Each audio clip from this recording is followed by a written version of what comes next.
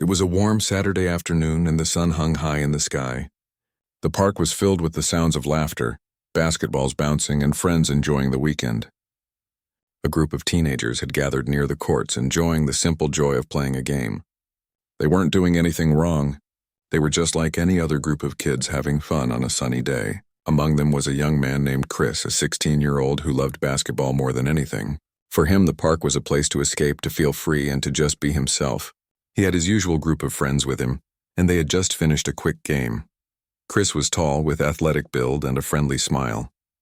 He had a way of making people laugh, and his friends always felt comfortable around him. They were all hanging around the court, talking about the latest music hits and sharing stories from school. For them, it felt like the perfect afternoon. But little did they know, things were about to change in a way none of them could have predicted. Out of nowhere, a police car rolled up to the edge of the park. The officers inside seemed to be watching the teenagers carefully, their eyes scanning the group. Chris had seen police cars around the park before, but they usually just drove by. Today, however, was different. One of the officers stepped out of the car, and without saying anything, he began to approach the group.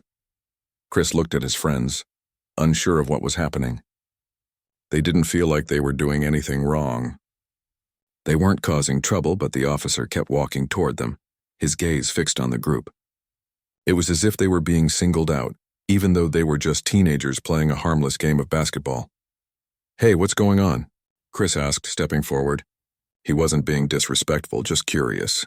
He had grown up learning to be careful around police officers, knowing that sometimes things could escalate without warning. The officer, a middle-aged man with a stern face, didn't answer right away. Instead, he looked around the group and then back at Chris. His eyes narrowed as if Chris had already done something wrong. "You're all loitering here, causing trouble," the officer said, his tone sharp. Chris's friends exchanged confused glances. No one had been causing trouble. They had been talking, playing basketball, and enjoying the day. Chris opened his mouth to explain, but before he could say anything, the officer cut him off. "I don't want to hear it," the officer snapped. "You're not supposed to be hanging out here like this." The situation was already tense, and Chris could feel the anger rising inside him. He wasn't doing anything wrong, and neither were his friends. They didn't deserve to be treated like criminals. "Look, we're just playing basketball," Chris said, trying to stay calm. "We're not bothering anyone." The officer, however, didn't seem interested in listening. He took a few steps closer to Chris, his eyes still locked on him. Chris felt a sense of unease creeping over him, but he stood his ground. "Move along now," the officer commanded. Chris could feel his heart racing, but he didn't want to make the situation worse. He glanced at his friends, hoping one of them might say something that would help. But before anyone could speak up, another officer joined the first, a younger man who looked eager to assert his authority. "Didn't you hear him?" the second officer barked. "Get moving before we make you." Chris was beginning to feel trapped. He had always been taught to be respectful of authority, but this didn't feel right. The officers hadn't asked any questions or tried to understand the situation. They had just assumed the worst. "Why are you doing this?" Chris asked, his voice shaking a little. "We haven't done anything wrong." The younger officer's face twisted into a scowl. "Shut up," he spat. "You think you can just hang out here, huh? We've had enough of you kids thinking you own this place." The words stung, but Chris refused to back down. He wasn't going to let these officers bully him and his friends without a fight. "Just leave us alone," he said firmly, his voice stronger now. "We're not doing anything wrong." At that moment, the first officer took a step forward, his hand resting on his belt. Chris's heart skipped a beat as he realized that the situation was about to escalate. He could sense the tension in the air, and everything inside him told him this wasn't going to end well if they didn't de-escalate quickly. But before he could even think about what to do next, the officer grabbed his arm. Chris jerked away instinctively, trying to pull himself free. "Let go of me," Chris shouted, panic rising in his chest. The officer tightened his grip, pulling Chris toward him. The second officer moved in, their faces filled with anger. Chris's friends shouted at the officers to stop, but it was no use. The officers weren't listening. They were too focused on asserting their power. Chris struggled to break free, but the officers were too strong. The younger officer pushed him hard, making him stumble backward. Before he knew it, Chris was on the ground, his body bruised and scraped from the force. The officers weren't backing off. They kept pushing, kicking, and yelling at him to stay down. His friends were frantic, trying to help, but the officers ignored them, treating them like they were invisible. Chris felt helpless, overwhelmed by the sudden violence. His head spun as he struggled to breathe, the pain from the beatings only making things worse. In that moment, everything seemed to blur together. He couldn't understand why they were doing this. Why did it feel like they were targeting him? Why were they treating him like a criminal when all he had done was enjoy a simple day in the park? Then, through the chaos and pain, something inside Chris snapped. He knew he had to do something. He couldn't just lie there, unable to protect himself. He had one option, one lifeline. His father. His hand reached into his pocket, trembling as he pulled out his phone. It was his only chance, his only hope. He dialed the number he knew by heart, the number that had always brought comfort to him in times of need. His father would know what to do. His father, a respected legal professional, had always taught him to stand up for what was right. Now it was time to call on that strength. The phone rang as Chris looked up at the officers, their faces cold and indifferent. The pain in his body felt like nothing compared to the sense of helplessness he was experiencing. As the phone continued to ring, he silently hoped his father would answer. He needed help, and fast. The phone rang. It sounded the only thing cutting through the chaos of the park. Chris's heart was pounding in his chest, but he held the phone to his ear, hoping with everything in him that his father would answer. The officers were still pushing him, still yelling at him to stay down. Chris could feel his body aching from the blows, his muscles sore from being tossed around, but he didn't let go of the phone. He kept it pressed against his ear, knowing this was his one chance to get out of this nightmare. As the phone rang, the noise around him seemed to fade. He focused on the sound, willing his father to pick up. His father was strong, confident, and calm under pressure.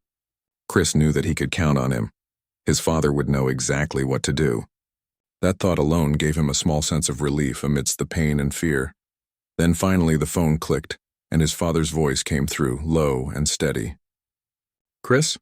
he said, his tone filled with immediate concern. "What's going on?"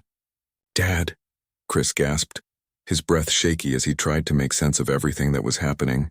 "Dad, they're hurting me." "They're beating me." "The cops? Please, you have to help me." His father's voice immediately changed, the warmth and concern replaced by urgency. "Where are you, Chris? What's happening?" Chris tried to focus, his mind struggling to process the events around him. "I'm at the park, the one by 5th Street. The cops, they just started hitting me for no reason. I didn't do anything, Dad. I just want to go home." His father's tone was calm but firm. "Stay where you are, Chris. I'm on my way. Don't hang up. Keep the phone with you. I'll be there in a minute." Chris barely had time to process his father's words before the officer holding him yanked him up roughly. Chris winced at the pain in his arms and chest. His face felt hot from the blood and sweat that dripped down his skin. But at least he knew now that help was on the way. His father was coming. The younger officer, who had been barking orders just moments before, now stood a little further back. There was a noticeable shift in the energy around them, but it didn't stop them from continuing their aggressive hold on Chris. The older officer, who had been the first to approach the group, was still looming over him, glaring down at him with a look that Chris couldn't understand. "You think you can just make calls like that and get away with it?" The officer sneered, his words dripping with disdain. Chris didn't say anything. He didn't need to. He knew that his father's words would carry weight.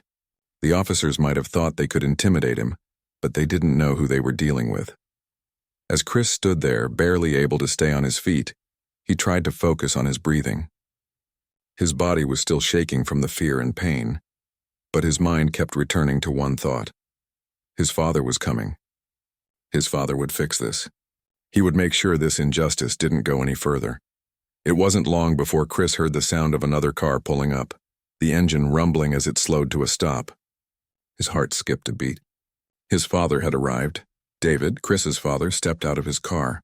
He was a man of presence, tall and dignified, with the kind of calm confidence that could change the atmosphere of any room. He wasn't just a lawyer.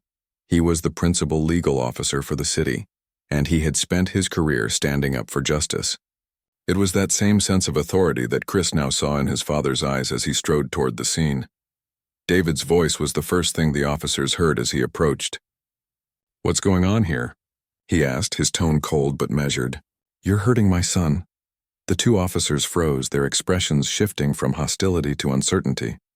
David's reputation preceded him, and both officers knew that they were about to be held accountable for whatever had just happened. But it wasn't just David's professional status that intimidated them. It was the power of a father who would stop at nothing to protect his child. Chris, still in pain, looked up at his father. David's presence was like a shield, calming Chris's frayed nerves. His father had always been there for him, and now he was standing beside him, ready to fight for justice. One of the officers tried to explain. "We were just doing our job, sir. Your son was being disruptive." "Disruptive?" David interrupted, his voice rising slightly. But there was no anger in it, just pure disbelief. "You call dragging him to the ground and hitting him doing your job? What exactly is he being charged with?" The officers looked at each other, unsure of how to respond. Chris could tell they were rattled, and he felt a surge of relief. It was clear that his father's mere arrival had shifted the power dynamic. "Nothing. We don't have any charges against him," the older officer finally muttered, but it was clear he didn't like having to admit that. He was just being difficult. "Difficult?" David repeated, his voice cold now, sharp. "You're telling me my son was beaten for being difficult?"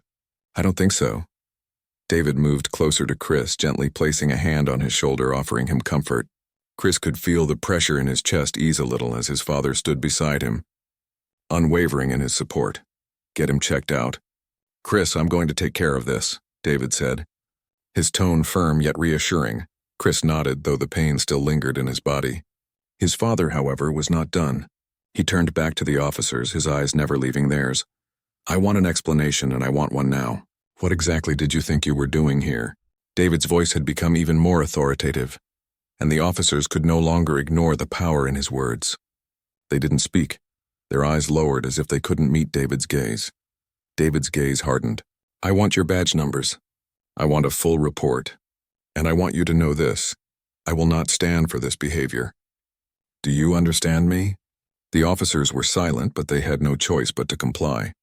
One of them reluctantly handed David his badge number, and the other muttered something under his breath, but they didn't argue further. It was clear they knew they had crossed a line. Chris's chest tightened as his father spoke, but he felt a sense of security in his father's presence. For the first time since everything had started, he felt like things might be okay. His father was here, and he would make sure that the officers were held accountable for what they had done. David turned to Chris, his expression softening. "We're going to get through this, son. You're going to be all right." Chris gave a small nod, though he couldn't stop the tears that welled up in his eyes. It had been a terrifying experience, but having his father by his side made all the difference in the world.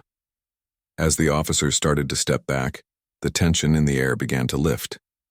The other people in the park, who had been watching the scene unfold, slowly started to gather around. Some of them were still in shock at what they had seen. Others were quietly discussing what had happened. David quickly turned his attention to the onlookers. "If anyone witnessed what happened here, I would appreciate your statements. This is far from over, and we're going to make sure my son gets the justice he deserves." With that, he turned back to Chris, making sure he was okay. "Let's get you checked out, all right?" he said softly. Chris could only nod again, feeling a little more at ease now that his father was in control of the situation. David didn't waste any time. He could feel the anger and frustration building inside him, but he kept his emotions in check. His first priority was his son, Chris. The beating he had just witnessed was an injustice, and he wasn't about to let it slide. He turned to Chris, who was still standing there looking shaken but relieved now that his father was present. "Chris," David said, his voice calm yet filled with authority. "Are you okay? We're going to get you checked out." Chris nodded, still feeling the sting of the blows. His body was sore and his face was swollen, but the worst part was the feeling of helplessness. He had never experienced anything like this before, and it had rattled him in ways he couldn't even fully explain. But with his father there, he felt safer. His father had a way of making things right, even when everything seemed impossible. David led Chris to his car, where he carefully helped him into the passenger seat. He could see the way Chris winced with each movement, and it broke his heart. Chris was his son, and seeing him in pain was a feeling David would never get used to. He clenched his jaw, determined to make sure this didn't go unnoticed. "I'll take you to the hospital to get checked out. But I want you to know something," David said, his eyes meeting Chris's. "What happened today is not your fault. This is on them. You did nothing wrong." Chris nodded again, but he still couldn't shake the feeling that he had somehow caused the situation. He had always been taught to respect authority, to stay calm when faced with people in positions of power. But what had happened today, what those officers had done, felt like a violation not just of his rights but of his humanity. "Dad, what's going to happen now?" Chris asked, his voice quiet but filled with worry. "Are they going to get away with this?" David's expression softened. He understood his son's fear. He could hear the uncertainty in Chris's voice, and it was a feeling David knew all too well. The legal system wasn't always fair, especially when it came to cases like this. But David had spent his entire career fighting for justice, and he wasn't about to let these officers walk away without consequences. "I'm going to make sure this doesn't just get swept under the rug," David said firmly. "We'll take this to court if we have to. I promise you, Chris, this won't go unnoticed." Chris sighed, feeling the weight of the situation settle on his shoulders.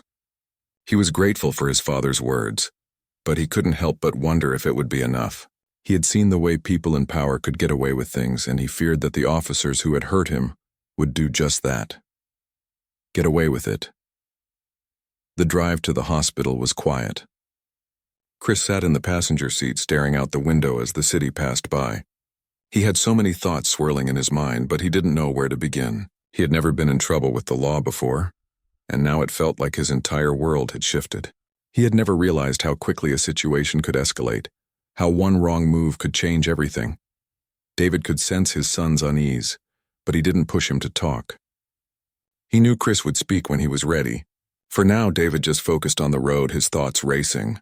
He was already planning what steps to take next. He had connections in the legal world, people who could help him investigate the incident, and he would use everything at his disposal to hold those officers accountable. He wasn't about to let his son's pain go unnoticed, not when he had the power to make a difference. As they arrived at the hospital, David pulled into the parking lot and turned off the engine. He looked over at Chris, who was still quiet but seemed a little calmer now. "You'll be okay," David said, his voice soft but confident. "We'll get you checked out and then we'll figure out what to do next." Chris nodded again, not sure what to expect. He had never been to the hospital for anything like this before, but he knew that he needed to get checked out. The officers' punches and kicks had left their mark, and he needed to make sure nothing was seriously wrong. David helped Chris out of the car and into the emergency room, where they were quickly escorted to a private room. A nurse came in to take Chris's vitals and ask a few questions. Chris could tell that she was concerned, but she didn't ask about the circumstances of his injuries just yet. That was fine with Chris.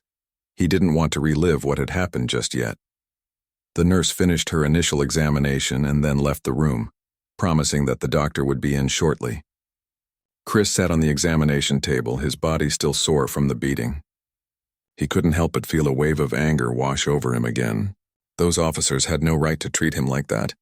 They hadn't even given him a chance to explain himself. But now, sitting in the sterile hospital room with his father beside him, he knew that this wasn't over, not by a long shot. David sat down in a chair next to Chris, his face calm but filled with determination. "We're going to do this the right way," he said. "We'll get all the documentation, all the medical records, and we'll start building our case. I want you to know that this is about more than just what happened today. This is about making sure something like this doesn't happen to anyone else." Chris looked at his father, still processing everything. Do you think people will listen?" David's gaze softened and he put a hand on Chris's shoulder. "I know they will," he said. "When the truth comes out, people will see what happened, and we'll make sure those officers are held accountable." The door to the room opened and a doctor walked in, looking over Chris's chart. She was a middle-aged woman with kind eyes, and she greeted them both with a reassuring smile. "Hello, I'm Dr. Patel," she said. "I understand you've been through quite an ordeal today. Let's get you looked at." The doctor quickly got to work, examining Chris's injuries and asking him questions about the pain he was experiencing. Chris explained where it hurt and how his body felt stiff and sore. She nodded, taking notes, and after a few minutes, she finished her examination. "It looks like you have some bruising. Maybe a couple of cracked ribs, but nothing that's life-threatening, Dr. Patel said. You're going to be sore for a while. But with rest and some pain management, you should heal up fine.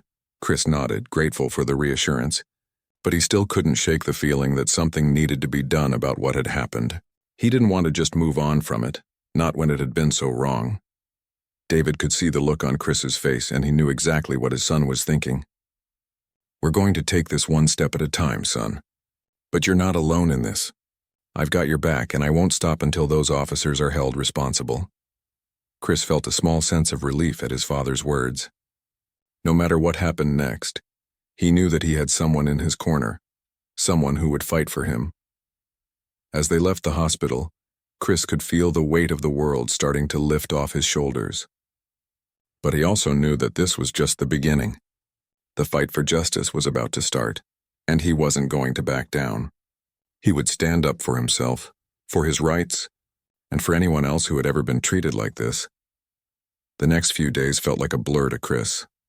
The pain from the beating had settled into a dull ache, but the emotional toll was harder to shake. Every time he closed his eyes, he could still hear the sound of the officers' voices, still feel the rough grip on his arm. The bruises on his body were starting to fade, but the scars from the experience felt deeper than anything physical. But through it all, one thing remained clear in Chris's mind. His father was not going to let this go. David's determination had been unwavering, and it was starting to give Chris the strength he needed to keep going. He wasn't alone in this fight. His father had made it clear that he would do whatever it took to make sure justice was served. That morning, as Chris sat at the kitchen table, his father walked in, his face set with purpose. He had spent the night gathering information, speaking with witnesses, and contacting people who could help with the case. He was moving fast, too fast for Chris to fully process all that was happening. "Good morning," David said, his voice calm but filled with determination.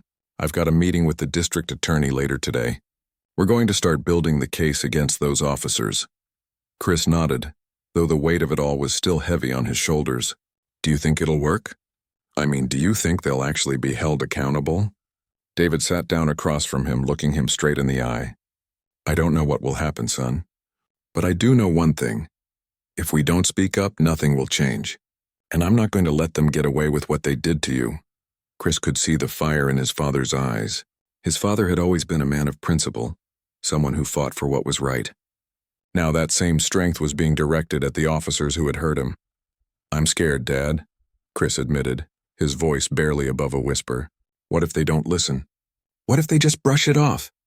David leaned forward, his hand gently resting on Chris's. "I know it's scary, but you're not alone in this. There are people who will listen, people who care, and if we have to, we'll take this to court. We'll make sure everyone knows what happened."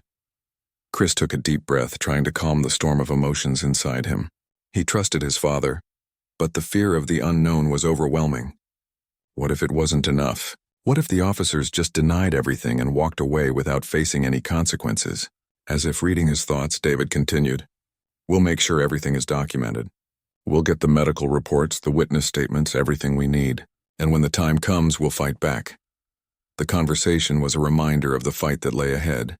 Chris knew that it wouldn't be easy, but he also knew that his father wasn't going to let it go. Later that day, David left for his meeting with the district attorney, and Chris found himself sitting at home staring out the window. The park where everything had started seemed so far away now, like a different world. He thought about the officers, their faces, their voices, and he felt a mix of anger and helplessness rise in him again. How could they have done that? How could they have treated him like that when all he wanted to do was enjoy his day? As the hours passed, Chris couldn't shake the feeling of being watched. Every time he walked outside or looked around, it felt like eyes were on him. It wasn't just the memory of the officers that haunted him. It was the way people seemed to look at him now. It was as if his experience had somehow changed everything. He wasn't just a teenager anymore.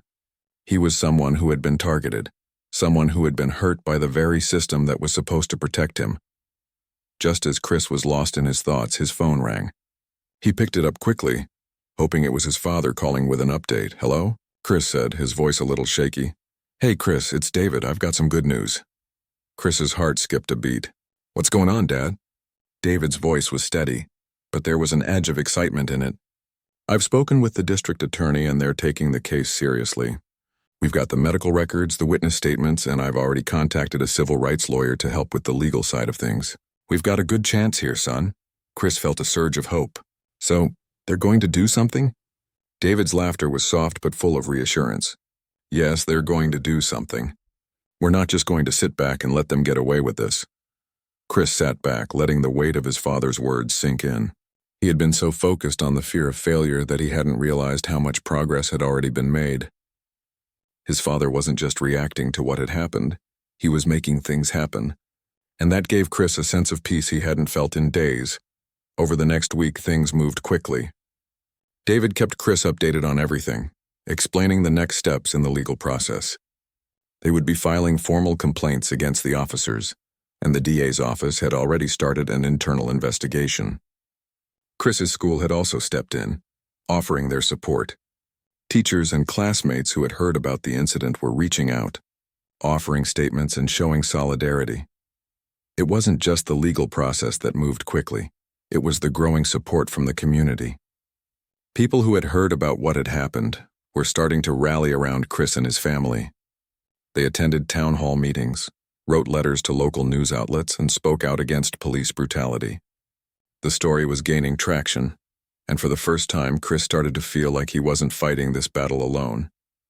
But even with the growing support, Chris knew that the hardest part was still to come. The officers who had hurt him weren't going to go down without a fight.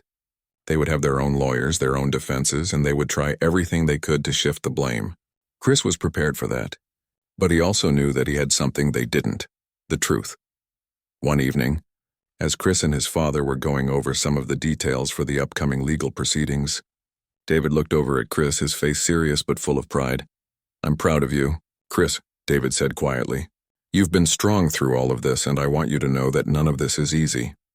But you're doing the right thing, and that matters." Chris smiled faintly, feeling a lump form in his throat. He had never been one to seek attention or to stand out, but now, in the face of injustice, he felt like he had no choice. He wasn't just fighting for himself anymore. He was fighting for anyone who had ever been hurt by the system. He was fighting for the right to be treated with dignity, respect, and fairness. "I just want this to be over," Chris admitted, his voice soft. "I want to move on," David nodded. "I understand. But sometimes moving on means facing the truth head on. It means standing up for what's right even when it's hard." Chris took a deep breath, the weight of his father's words settling in. He knew that the road ahead wouldn't be easy, but he also knew that he wasn't walking it alone. His father was right beside him, and together they would face whatever came next. And for the first time in a long while, Chris felt a sense of hope. He didn't know what the future held, but he knew that they were fighting for something bigger than just themselves. They were fighting for change. The weeks that followed felt like a blur for Chris. What had started as a traumatic incident in the park had transformed into a fight for justice. And with each passing day, the stakes seemed to grow higher. Chris was still haunted by the memories of what had happened that day, but now he was focused on the future. He couldn't let the past control him anymore. He had to keep moving forward, not just for himself, but for everyone who had ever been treated unfairly. The support from the community was overwhelming. The local media had picked up on the story, and soon people from all walks of life were reaching out, expressing their solidarity. At school, Chris noticed the atmosphere had changed. His friends and even some teachers were showing their support, and while it wasn't always easy to be the center of attention, Chris knew that this fight was bigger than just him. It was about standing up for what was right, about demanding accountability for those who abused their power. David, his father, was tireless in his pursuit of justice. The investigation into the officers was moving forward, but there were still many hurdles to overcome. The officers had their own legal teams, and they were doing everything they could to discredit Chris's story. They tried to paint him as a troublemaker, someone who had provoked the situation, but David wasn't letting them get away with it. Every piece of evidence, every witness statement was being carefully reviewed. David's experience as a lawyer and his commitment to fairness were driving him to make sure that no stone was left unturned. As the days turned into weeks, Chris began to feel the pressure. The constant media attention, the interviews, and the ongoing investigation were starting to take their toll. He felt exhausted mentally and physically, but he couldn't stop now. His father had been his rock through all of this, and it was because of him that Chris had the strength to keep going. One evening, after a particularly grueling day of meetings and legal preparations, David sat down with Chris. They were in the living room of their house, the same house that Chris had grown up in, the place where he had felt safe for so long. But lately the house felt different. It wasn't the same safe haven it used to be. Now it was filled with the weight of everything that had happened. "Chris," David said, his voice quiet but serious, "I know this hasn't been easy for you.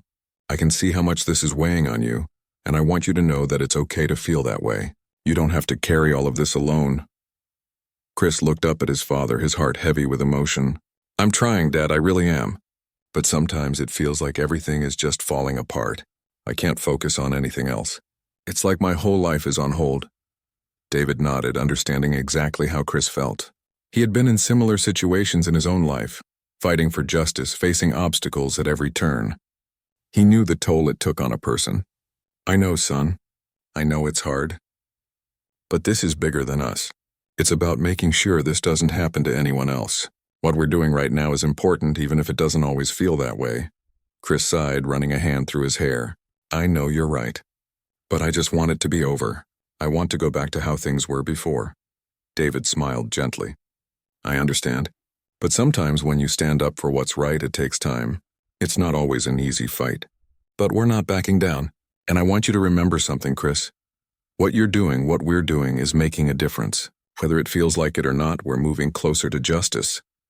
Chris nodded, though he still felt uncertain. The fight wasn't over, not by a long shot. There were still so many unknowns, so many things that could go wrong. But he also knew his father was right. They couldn't just give up now. The truth mattered, and it was worth fighting for. The next few days were a blur of legal meetings, depositions, and more interviews. The officers involved in the incident had been placed on administrative leave, and the investigation was gaining traction. But Chris knew that nothing would change unless they kept pushing. He could see how hard his father was working, how much time and energy he was putting into the case. It made Chris want to keep going, to keep fighting. But as the pressure mounted, so did the tension. Chris had always been a quiet, reserved person, someone who avoided conflict whenever possible. Now he was thrust into the middle of a battle that was much bigger than anything he had ever imagined. It was difficult and it was draining. But every time he wanted to quit, he remembered what his father had said. They couldn't let this go. They couldn't let the officers get away with what they had done. Then one day, something happened that changed everything. Chris received a call from his father while he was at home alone. The tension in his voice was immediately apparent, and Chris's heart skipped a beat. "Chris, I need you to come to the office," David said quickly. "We've got news." "It's important." Chris didn't hesitate. He grabbed his jacket and headed out the door, his heart racing. He had no idea what kind of news his father had, but he knew it was serious. As he drove to his father's office, 1,000 thoughts raced through his mind. What could it be? Had something gone wrong? Or was there finally some progress? When Chris arrived at the office, David was waiting for him, his face grave. He motioned for Chris to sit down, and Chris did so, feeling the weight of the moment.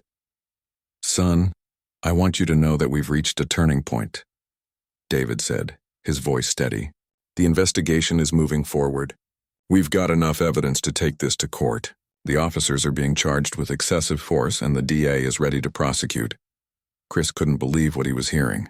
For the first time in what felt like forever, a weight seemed to lift off his shoulders. They had done it. They had fought back, and now they were going to win. "Are you serious?"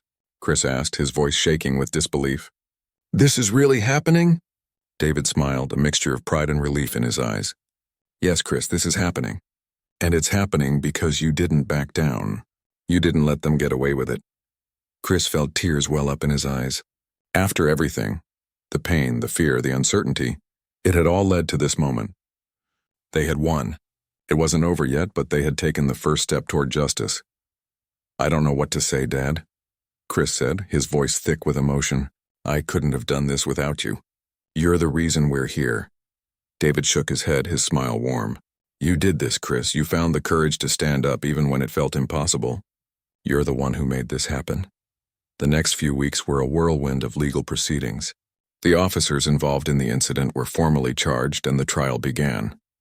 David worked tirelessly preparing the case, making sure every piece of evidence was in place. Chris, though still nervous about the process, knew that this was the moment they had been working toward. He had come a long way from the terrified teenager who had been beaten in the park. Now he was a symbol of resilience, of standing up for what was right. The trial was intense, with both sides presenting their arguments. But in the end, the truth came through. The officers were found guilty of excessive force, and they were held accountable for their actions. It was a victory, not just for Chris, but for everyone who had ever been mistreated by those who were supposed to protect them. As the verdict was read, Chris felt a mixture of relief and pride. He had won. They had won. And as he looked over at his father, he knew that this victory was just the beginning.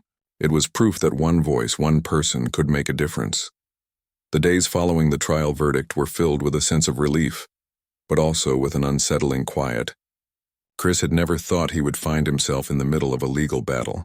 But now that it was over, it was difficult to know what came next. The officers who had hurt him were now facing consequences, and the community had rallied behind him. But Chris couldn't shake the feeling that something had changed permanently. Not just for him, but for everyone who had witnessed or heard about what had happened. For weeks he had been the focus of attention, on the news, in the papers, at school. Everyone knew his story, and while that brought a certain level of validation, it also made him feel like he was living under a magnifying glass. He was grateful for the support, but he also wished he could go back to being just another kid at school, someone no one paid much attention to. It wasn't that he didn't care about the changes he had made. It was just that the weight of it all felt overwhelming at times. David, his father, had been by his side the entire time.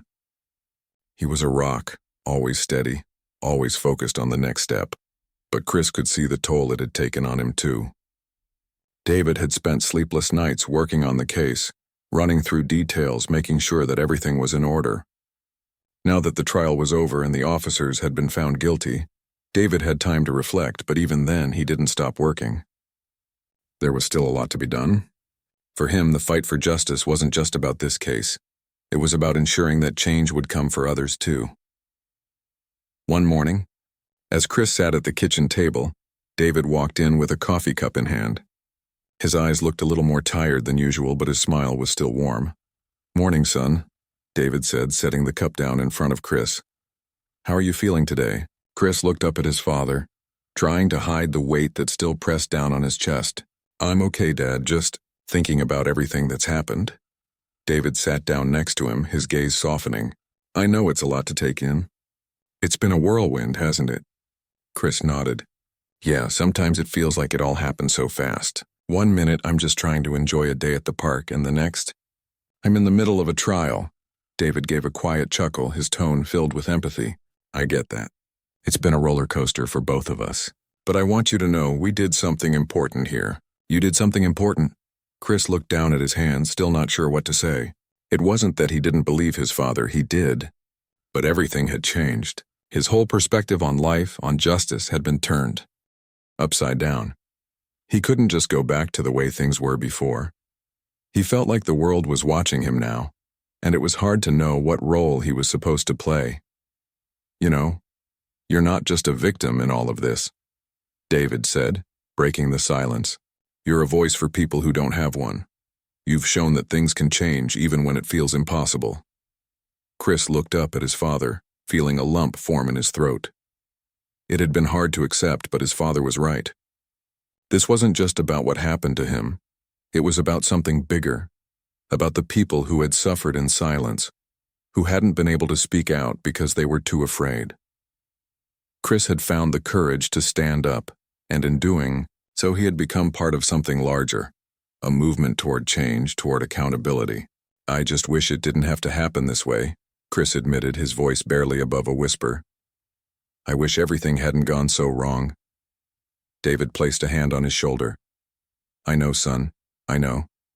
But sometimes change comes from the hardest places. It's not easy and it's not always fair, but you've made a difference and that's something to be proud of." For the first time in weeks, Chris allowed himself to feel a small sense of peace. His father was right. The road to this point had been filled with pain, but it had also been filled with growth. He had learned things about himself, about the justice system, and about what it meant to fight for what was right. He hadn't been able to change the past, but he had taken control of his future. That afternoon, as they sat together, David began to talk about what came next. The case was over, but David knew that their fight wasn't done. They had made an impact, but there was still work to be done. There always was. The world was changing, but it was a slow process, and David wasn't going to rest until he knew that the work they had done together would lead to lasting change. "I've been thinking about the future," David said, his voice filled with thoughtfulness. "You've been through something that not many people could imagine, but you've handled it with grace and strength. You've got a powerful story, Chris, and it could help more people than you know." Chris raised an eyebrow, not sure what his father meant. "What do you mean?" David leaned back, his eyes focused on something beyond the window. "What I mean is that your story matters. It could help others who have been through similar things. We've seen how people have rallied behind you, how your story has touched so many. Maybe it's time to think about how we can use this momentum to make a bigger difference." Chris was silent for a moment, the idea sinking in. He had never thought about his story as something that could inspire others. It had always been personal to him, something that had happened to him and his family. But now, seeing the way his father was looking at it, Chris began to realize that his experience could be part of a bigger movement. He didn't have to be silent anymore. He could share his story, speak out for those who couldn't, and be part of something larger than himself. David continued, "I've been talking to some people in the community. There are organizations working to create change, to improve accountability and law enforcement. Maybe it's time we start looking at ways we can get involved, work with them, and use your experience to create real, lasting change." Chris felt a sense of hope he hadn't experienced in a long time. This was what he had needed all along, the feeling that he was part of something bigger. He could make a difference, not just by telling his story, but by being an active part of the change. "I'd like that," Chris said slowly. "I think I'm ready to do something more. I want to help." David smiled, his pride in his son clear. "I'm proud of you, son. I know this hasn't been easy, but you've shown incredible strength, and I think you've got a lot to offer the world." As the days went by, Chris and his father began to reach out to organizations focused on justice reform. They met with people who had been working tirelessly to change the system, people who had been fighting for years but had always felt like their voices were lost. Together, they started brainstorming ways to make a real impact, ways to ensure that the injustice Chris had experienced didn't happen again. Chris began speaking at local events, sharing his story with others who had gone through similar experiences. He realized that there were so many people who felt like their voices didn't matter, but as he spoke, he could see the hope in their eyes. He wasn't just speaking for himself anymore. He was speaking for them, for everyone who had ever been silenced, for everyone who had been treated unfairly. The journey wasn't over, but Chris now knew that he was no longer alone. His father had always been there for him, but now he was also part of something much bigger, a movement for change that was just beginning. And as Chris stood in front of a crowd for the first time, speaking about his experience, he knew that this was only the beginning. There was still so much work to be done, but he was ready to fight for what was right, ready to make a difference, and ready to help others find the courage to do the same. The weeks that followed Chris's decision to speak out about his experiences brought new challenges, but they also brought a sense of purpose he hadn't had before. The decision to take his personal journey and transform it into a platform for change was a big one. It wasn't easy. Being in the public eye had its pressures, but it felt right. For the first time, he was not just a victim of the system. He was becoming part of a solution. Chris's story had spread far beyond their small town. It had made its way through the news and social media, touching the hearts of people who had never even met him. His voice was becoming one that people were starting to listen to. He wasn't just talking about what had happened to him. He was speaking for all those who had suffered in silence, who felt powerless in the face of injustice. The meetings with Bisky The organizations focused on justice reform had been eye-opening for Chris. He had seen firsthand the hard work being done to hold law enforcement accountable, but it also opened his eyes to the larger picture, how deep the issues ran and how much work still needed to be done. The people he met were dedicated and tireless, but the system was so ingrained, so resistant to change. That was something he hadn't fully understood until now. David had been working alongside him, but Chris could see that even his father was starting to feel the weight of the fight.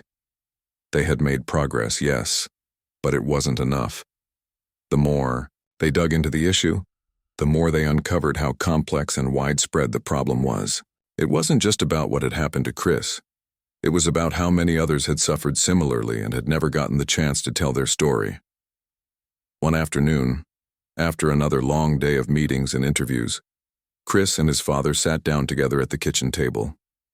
Chris was tired, both physically and emotionally. His father seemed just as worn out, but there was a fire in his eyes that hadn't dimmed. David always seemed to find a way to push through, no matter how difficult things got. "How are you holding up, son?" David asked, breaking the silence. Chris exhaled slowly, looking at his father. "I'm okay, but honestly, it's harder than I thought. I knew it was going to be tough, but this is different. Every time I think we're getting closer to something, it feels like we hit another wall." David nodded, understanding exactly what Chris meant. Change doesn't happen overnight, and it's never easy. But what you're doing, is making an impact. It's bigger than just us, and sometimes it takes time for that to show. Chris rubbed his eyes, still struggling to wrap his mind around it all. "I know, but sometimes it feels like we're just talking in circles. We've talked about all this reform, about holding people accountable, but nothing seems to change." David leaned forward, his voice steady and calm. "That's the thing about real change. It's slow, it's messy, and it requires all of us to keep pushing. But it starts with people like you, people who are willing to stand up and speak out. We may not see everything change overnight, but we're laying the groundwork. Every step we take is another brick in the foundation." Chris felt a sense of relief wash over him. His father's words always had a way of grounding him, making him realize that even when the fight seemed too big, it was still worth fighting. "I just want to make sure this doesn't happen to anyone else," Chris said, his voice quieter now. "I want people to know they don't have to stay quiet. They don't have to accept it." David smiled at his son, the pride in his eyes unmistakable. "That's exactly why your story matters. It's not just about what happened to you. It's about giving others the courage to speak up too." As the conversation continued, Chris started to see things more clearly. Yes, the fight for justice was long and difficult, but it was also necessary. They had started something, and now they had to see it through. He wasn't alone in this anymore. There were people all around him, his family, the organizations, the supporters, who were all working toward the same goal. It wasn't going to be easy, but it was worth it. In the coming weeks, Chris continued to speak at community events, sharing his story and advocating for change. The more he spoke, the more he realized how many others had gone through similar experiences. The support he received from strangers was overwhelming. It wasn't just his community anymore.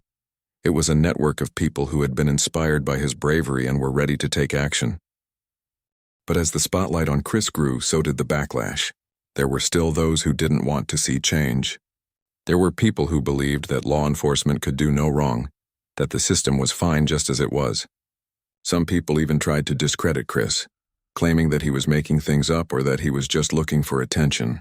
The comments on social media grew more negative, and it started to affect Chris more than he had anticipated.